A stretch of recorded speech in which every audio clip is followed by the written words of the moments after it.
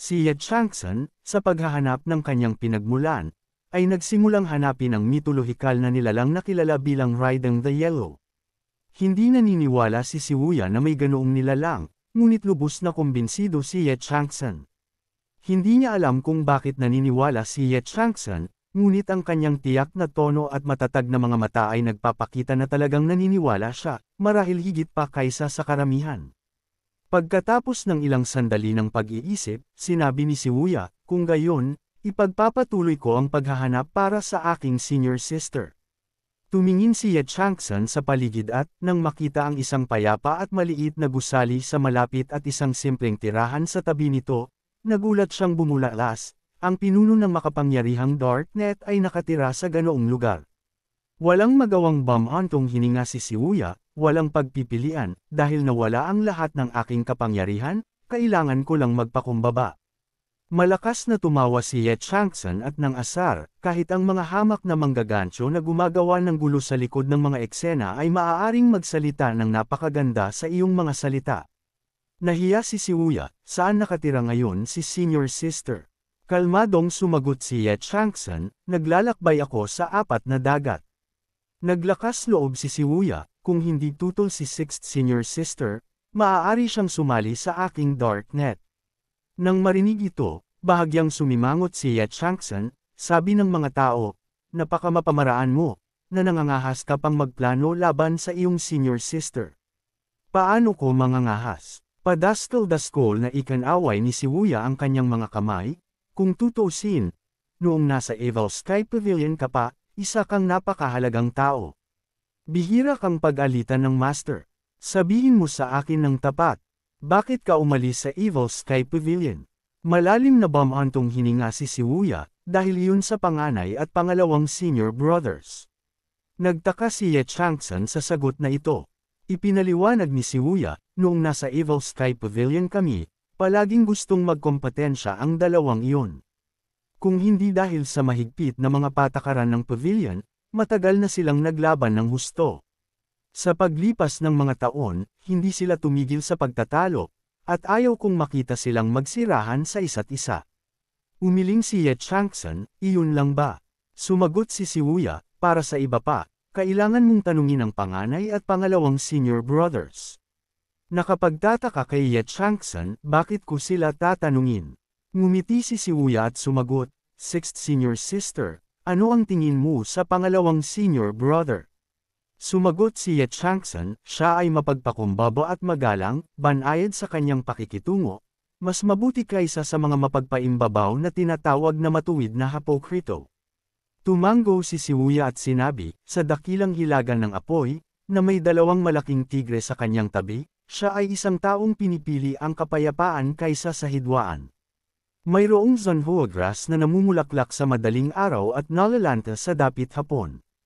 Anuman ang yaman o kahirapan, ang kanyang pag-uugali at pananalita ay palaging magalang at hinahangaan. Bagamat hindi lubos na naunawaan ni Ye Changsun ang kahulugan ng mga salitang ito, hindi siya nagtanong ng malakas, ngunit malinaw ang sagot, ito ay tungkol sa pinagmulan ng pangalawang senior brother.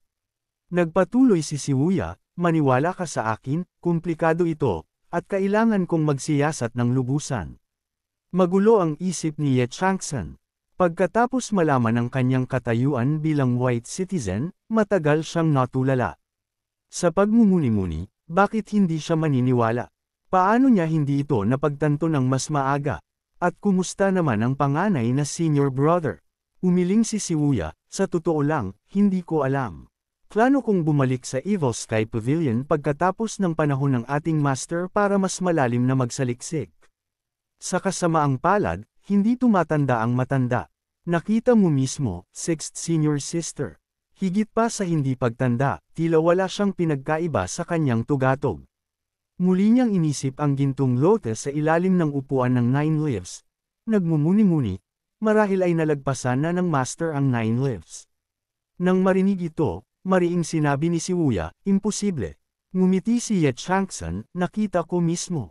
O baka namamalikmata lang ako. Bumantong hininga si Shibuya ng may ginhawa, isipin mo ng lohikal. Kung talagang nalagpasan niya ang 9 leaves, papayagan ba niya silang kumilos ng walang ingat?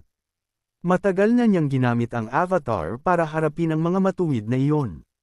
Tumalikod siya at naglakad palayo, pantay ang kanyang tono, bagamat hindi ako gaanong sumasang-ayon sa iyong mga pamamaraan, sino pa ba ang kasing talino mo sa ating lahat? Nagtitiwala ako sa iyo. Ipadala mo ang aking pagbati sa panganay at pangalawang senior brothers. Nang makita siyang umalis, mabilis na sinubukang hikayatin siya ni Shibuya. Senior sister, hindi mo ba pag-iisipan ang pagsali sa Darknet? Umiling si Ye Changsan, sa kasalukuyan mong kalagayan, mas mabuting alagaan mo ang iyong sarili.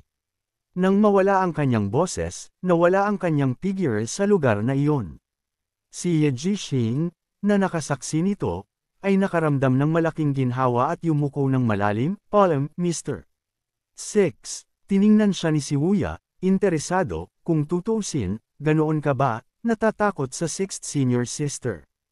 Paulit-ulit na ikinaway ni Ye Jixing ang kanyang mga kamay, sino ang nangangahas na mag-angkin na siya ang master. Kumusta na ang panganay na kapatid kamakailan? Sumagot si Ye Jixing, pagkatapos ibagsak ng underworld sect ang orthodox sect. Muling nag-oorganisa sila. Ngayon, ang bilang ng mga demonyong sumasali sa underworld sect ay umabot na sa libo-libo. At hindi magtatagal bago kumilos ang underworld sect sa susunod na target. Nag-isip si Shibuya, kaya, ang ibig mong sabihin ay hindi na kayang alagaan ng panganay na kapatid ang palasyo. Naging seryoso si Ye Jixing, ano ang ibig mong sabihin, Master?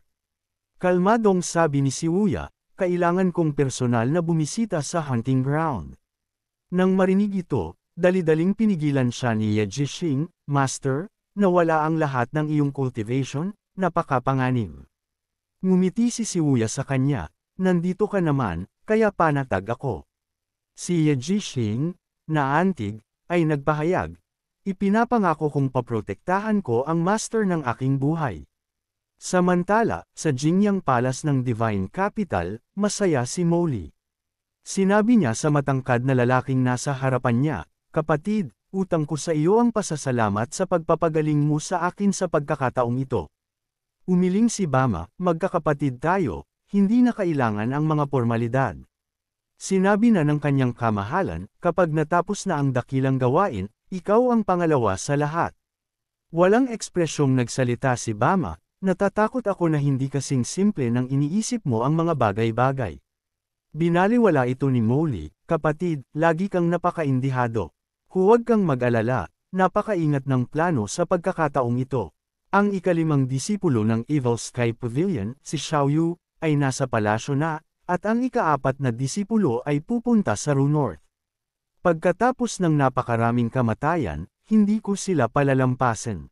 Naaalala ang isang tagpo mula sa Lotus Platform, seryosong nagsalita si Bama, hindi ako nagtitiwala sa iyo, ngunit palagi kong nararamdaman na hindi simple ang matandang demonyo. Bahagyang tumawa si Molly, natatakot ako na hindi siya mangangahas na pumunta. Kapatid, hayaan mong sabihin ko sa iyo ang totoo, ibinigay na sa akin ng pangalawang prinsipe ang mga blueprint ng 10 Absolute Array. Isinasagawa ko ang mga utos ng pangalawang prinsipe na kopyahin ang 10 Absolute Array sa 4 na lungsod ng Great Flame.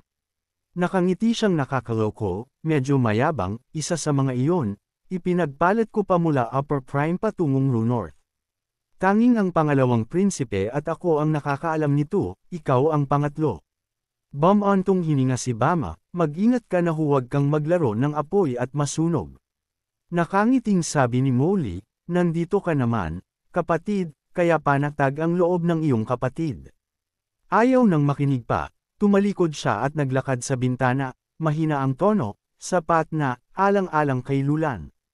Ngumiti si Molly at muling nagsalita, tama. Ang paglusob ng kapatid sa imperial na palasyo, napakaraming taon na ang lumipas, tanging ako lang ang nakakaalam kung gaano kahirap. Kapatid, sa iyong cultivation at karunungan na higit na nakahihigit sa akin, basta tayo'y nagkakaisa at nagtutulungan, walang problema. Tiningnan ni Bama ang tanawin sa loob ng Jingyang Palace, inaalala ang iba't ibang bagay tungkol kay Lulan, talaga bang kayang maging ganoon kalupit ang kanyang kamahalan, ang pangalawang prinsipe. Nakangiting sagot ni Molly, sa 5 prinsipe na ito, kung pag-uusapan ng kalupitan, tiyak na ang pangalawang prinsipe ang mauuna. Noon, labis na pinapaboran ng emperador ang ikatlong prinsipe. May panahong may balak na palitan ang tagapagmana. Ang pangalawang prinsipe ay gumamit lamang ng kaunting pukona, isang sunog ang umayos sa mga problema. Nang ahas pa siyang kumilos laban sa ikatlong prinsipe. Hehe, ang ikaapat na prinsipe ay parang tigreng papel lang. Nakababatang kapatid. Tawagin mo akong nakababatang kapatid, sabi ni Molly. Nang inig ng bahagya si Bama, at nagsalita ng malalim, wala akong pakialam kung mamatay ang iba, pero dapat mamatay si Liu Bing. Malamig na tumawa si Molly, kapatid, magtiwala ka, mas gusto ko pa siyang mamatay kaysa sa iyo. Samantala, pagkatapos ng mahabang panahon ng pagmumuni-muni sa Heavenly Writing, ang pambihirang kapangyarihan ni Lasho ay umabot na sa sukdulan. Isang buwan ang lumipas na parang isang kisap mata. Sa panahong ito, patuloy din niyang ginabayan ang kanyang mga disipulo. Sina Duan Masheng at Ciu Honor ay nagkaroon ng malaking pag-unlad sa kanilang cultivation. Isang araw, pumunta si Lasho sa talon at nakita si Duan Masheng na hinahayaan ang tubig na bumayo sa kanya sa talon. Ang mga talon ay maaaring magpahusay sa iyong primal energy endurance at pagbutihin din ang iyong pamamaraan sa sibat. Paulit-ulit na tumanggaw si Duan Masheng, naiintindihan ng disipulo. Itinaas niya ang isang kamay, at ang Overlord Spear sa malapit ay lumipad sa kanyang palad na may clang, pagkatapos ay sinimulan niyang iwagayway ang Overlord Spear, na nagpapalipad sa tubig. Masipag at masunurin si Duan Masheng, bagamat medyo mabagal.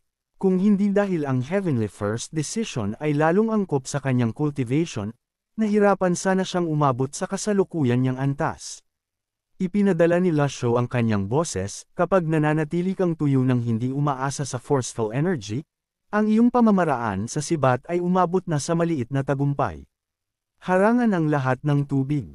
Paano iyon posible? Maliban kung ang pamamaraan sa sibat ay sapat na mabilis upang bumuo ng isang barrier. Bagamat nahirapan si Duan Masheng, sinunod pa rin niya ang mga tagubilin. Ding, ginabayan si Duan Masheng, nakakuha ng 300 merit points.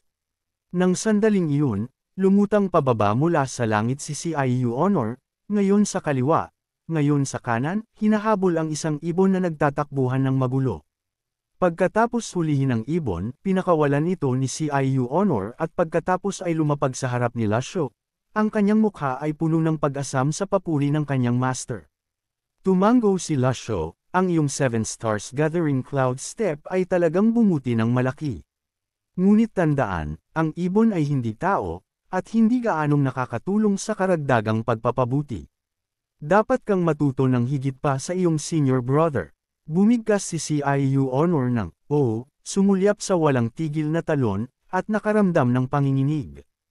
Ang pag-iisip na tumayo sa ilalim ng talon tulad ng kanyang kapatid ay hindi komportable sa kanya. Master, maaari mo ba akong turuan ng iba pa? Nagulat si Lasho sa kanyang kahilingan, dahil si Ciu Honor ay karaniwang pasibong tumatanggap ng mga aral at bihira siyang magtanong ng mag-isa.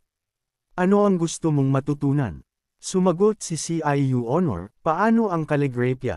Ang calligraphy ni Master ay napakaganda, gusto kong matutunan ito. Nang marinig ito ni Lasho, mahigpit niyang sinabi, huwag kang maging hanggal.